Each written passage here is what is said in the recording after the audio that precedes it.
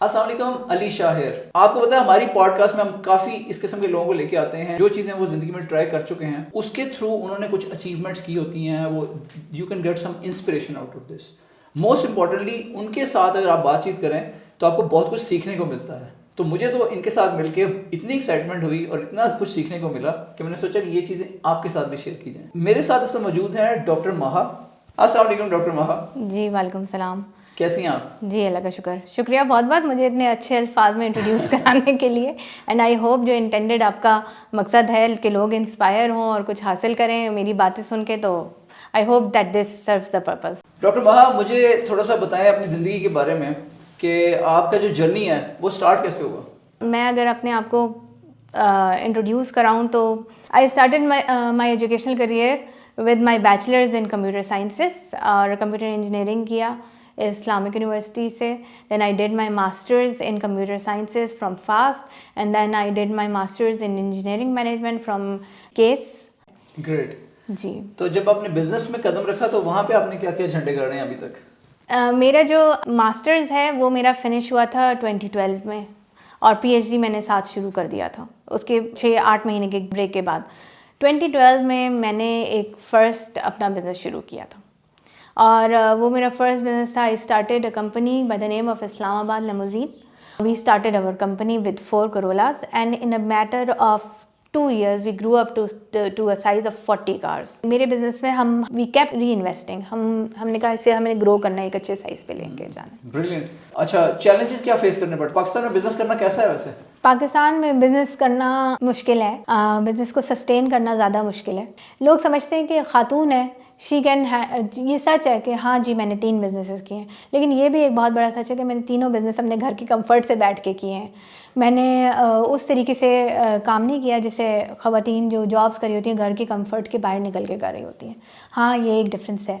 तो इसी से एक हमारे एक पुराने एम्प्लॉई को एक ये हुआ कि मैडम तो घर में ही रहती हैं और ये इतना निकल के भाग दौड़ नहीं कर सकती हैं और ये इतना प्रेशर नहीं ले सकती हैं। उसको ये मुगालता हुआ और उसने ना हमारी सबसे कीमती 2 गाड़ियाँ लेके ट्रांसफ़र आउट करा ली और हमारे बिज़नेस को बहुत बड़ा नुकसान दिया, 5-6 करोड़ का नुकसान दिया।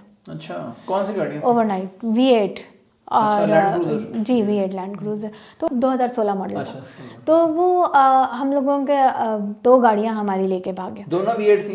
एक V8 थी जी, एक वीज़ल थी। अच्छा। तो वो अब हमारी गाड़ियाँ लेके भागा और विद दैट अजम्पशन कि ये मैडम कुछ नहीं कर सकती। और सच्ची बात तो ये है कि जब मुझे पता चला मुझे भी यही लगा कि मैं कुछ नहीं कर सकती, क्योंकि हम लोगों का कुछ इस तरीके से है कि हमारा बिलीफ सिस्टम अपने लॉ एंड ऑर्डर के ऊपर, अपने पॉलिटिकल जस्टिस सिस्टम के ऊपर बिल्कुल भी नहीं है। ट्रस्ट नहीं है हमारा। बिल्कुल ट्रस्ट हम नहीं करते। हम कहते हैं कि यहाँ पर कि कुछ नहीं मिलेगा। और जब पहली दफ़ा मुझे ये न्यूज़ मिली तो मुझे यही लगा कि अब गए। उसके ऊपर जो सबसे बड़ा हिट लगी थी वो ये कि इतना करीबी अपना ट्रस्टेड सुपरवाइज़र मेरा, जिसके साथ मैंने 6 साल काम किया, उसने ये काम किया है। वो हाजिर सर्विस था या वो छोड़ के जा चुका था? वो छोड़ के 1.5 साल पहले जा चुका था। उसने को कॉन्स्पिरेट किया था मेरे एक ड्राइवर के साथ। दोनों ने मिलके बनाया? दोनों ने अच्छा। मिलके। तो ड्यूटी आई, ड्यूटी में किसी और का नाम था। हमने ड्यूटी का वो एग्रीमेंट मिला के ड्राइवर को भेजा और ड्राइवर चला गया। ड्राइवर मुझे रिपोर्ट करता रहा कि मैं मुल्तान में हूँ और गाड़ी सही चल रही है। 10 अप्रैल 2023 को गाड़ी आउट होती है हमारे पास से, पहली वाली, और 10 मई तक का उसका रेंट आ जाता है, फिर 10 जून तक का उसका रेंट आ जाता है, फिर बीच में 10 जुलाई तक का रेंट, क्योंकि हम एडवांस में रेंट लेते थे। मैंने उससे कहा कि ड्यूटी कितनी लंबी चलनी है, क्योंकि हमारे तो ड्राइवर के साथ ड्यूटी है और उसकी एक ईद घर से बाहर गुजर चुकी थी। तो मुझे परेशानी हुई। मैंने कहा तुम दूसरी ईद भी घर से बाहर, तो मैं रिलीवर भेज देती हूँ, तुम छुट्टी लेके आ जाओ। तो उसने कहा कि ठीक है, तो आप छुट्टी मैं दे देता हूँ, तो मैं आ जाता हूँ, आप ड्राइवर भेज दें। मैंने कहा नहीं, गाड़ी तो नहीं हम ड्राइवर अकेले छोड़ेंगे, मैं ड्राइवर भेजूँगी, तुम उसे गाड़ी हैंड ओवर करो और तुम आ जाओ। तो इसी बीच जो है वो 1 जून को उसी ड्राइवर ने वो कह रहा था मैं गाड़ी लेके इस्लामाबाद आया हूँ। तो फिर मेरे एक और क्लाइंट है, ये जिसके पास पहली गाड़ी गई हुई है, इन्होंने वीज़ल भी चाहिए इनको। तो मैंने कहा ठीक है, ऑब्वियसली एक ट्रस्टेड क्लाइंट है, ड्राइवर 2 महीने से उनके साथ एंगेज है, ले जाओ। एग्रीमेंट साइन किया, दे दी। जब वीज़ल भी चली गई, अच्छा, अब ये बात होती है कोई 24 जून को, तो फिर मैंने कहा आ जाओ वापस, तुम्हें रिलीवर भेजा, रिलीवर को गाड़ी हैंड ओवर की, और रिलीवर भी मुझे वीडियो भेजता है हाँ होगी। अब वापस आ गए, ड्राइवर वापस आया, ड्राइवर वापस आता है तो दूसरा वाला जो ड्राइवर है वो कहता है कि मुझे कुछ सस्पिशन लग रही है। जो रिलीवर था? जो रिलीवर है, अच्छा। वो कहता है कि ये लोग मुझे लेके जा रहे हैं कच्चे के रास्ते में, मुल्तान से भी आगे। अच्छा। उसे अपनी लाइफ थ्रेट फील हुई, वो भाग के आ गया वापस। अच्छा। जब वहाँ से वो भाग गए तो इस ड्राइवर को ऑब्वियसली कांटेक्ट था। अच्छा। ये मेरे पास आके बैठते कहता है आपकी गाड़ियाँ दोनों ट्रांसफ़र आउट हो चुकी हैं और हमारे साथ जुल्म हो गया और ये हो गया और वो हो गया। अच्छा। उस वक्त ये जो ड्राइवर वहाँ छोड़ के आया था उसने आपको ये बात की? उसने आके मुझे ये बात अच्छा। बताई, और उसने कहा कि नहीं ये तो सारा कुछ किया ही है। और मुझे पता था इतने, मैंने कहा तुम तो इतने अरसे से उनके साथ गाड़ी चला रहे थे। उन्होंने कहा नहीं, असल में बैक एंड पे वही था, सुपरवाइज़र था मेरा, और वो पुराना वाला सुपरवाइज़र था, तो मैं तो उसके पास गाड़ी चला रहा था। मैंने ये झूठ बोला, तो उसने कहा था आपसे ये वाला झूठ बोल दें, और गाड़ियाँ तो वो लोग ट्रांसफ़र भी करा चुके हैं, अब आपको गाड़ी नहीं मिलेगी। तो अब क्योंकि गाड़ी की ओनरशिप मेरे पास नहीं है, तो मुझे बड़ी परेशानी हुई कि अभी इस तरह के से हम क्या करेंगे। मैंने सबसे पहले मैं जब लॉयर से मिली ना, तो फिर मुझे हुआ कि मैंने उससे यही सवाल किया था कि क्या हमें कभी अपनी गाड़ियाँ वापस मिलेंगी। पाकिस्तान का जो कन्विक्शन रेट है ना, इट्स 5%। Alarming, very alarming. और सज़ा नहीं होती यहाँ पर लोगों को, और उम्रें गुजर जाती हैं केसेस के साथ। और मुझे सबसे पहले ये हुआ था कि मैं अदालत में जाऊँगी, मैं कचहरी में जाऊँगी, और मैं थाने में जाऊँगी। मुझे सबसे बड़ा जो परेशानी शुरू हुई कि मैं थाने में जाऊँगी। तो मैंने सबसे पहले कहा कि नहीं, मैं जो है ना मुद्दईया नहीं बनूँगी, मैं अपने देवर को बना लूँगी। लेकिन मुझे उस लॉयर ने बड़ी अच्छा काउंसिल किया। उसने कहा believe in the justice system, हम आपको आपकी गाड़ियाँ लेके देंगे। और बड़े कमाल उन्होंने बात की। उन्होंने कहा मुद्दईया आप बनेंगी, आपके बगैर हम स्टोरी को लेके नहीं चलेंगे। और फिर मुझे उससे, और वो it was very wise on his part कि मुझे उन्होंने बनाया, क्योंकि मुझे I did not know what's coming. उन्होंने मेरी चेक्स चोरी किए हुए थे, और एक दो नहीं, मेरी 57 चेक्स चोरी किए हुए थे। चेक्स इस तरह चोरी किए थे कि जो चेक बुक थी वो इंटरलीव के साथ चोरी किए हुए थे। अगर आप चेक बुक ऐसे देखें तो आपको लगे इंटैक्ट है, और बीच में से उन्होंने चेक्स निकाले थे इंटरलीव के साथ। वो तो हमें जब पता चला जब मेरे ऊपर FIR होनी शुरू हो जाए। कोई FIR होती अलीपुर, कोई FIR होती मुजफ्फरगढ़, कोई FIR होती दूर दूर कोट दूर के, हज़ार किलोमीटर की मुसाफत। चेक बाउंस होने शुरू हो गए थे? चेक बाउंस भी नहीं होते, वो कैशियर को पैसे दे देते थे।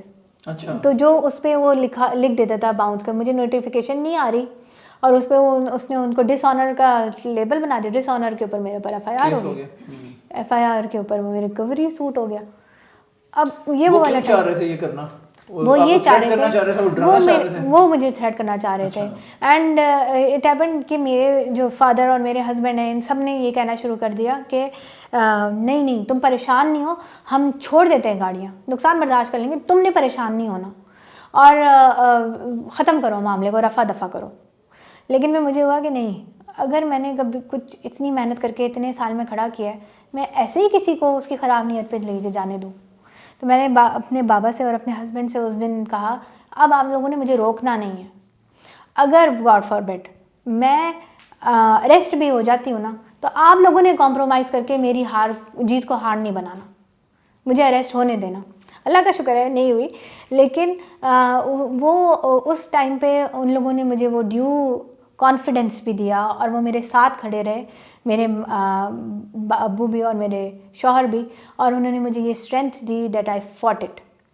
और अल्लाह का करम हुआ कि मुझे अब बहुत ज़्यादा भरोसा है अपने जस्टिस सिस्टम में, अपनी लीगल सिस्टम पे, जो कि unfortunately due to the current media हमें नहीं हो रहा होता, लेकिन आम आदमी में अभी भी बहुत पावर है इस लीगल सिस्टम की वजह से। तो सबके लिए ये भी लेसन है कि डरे नहीं, कुछ नहीं होता।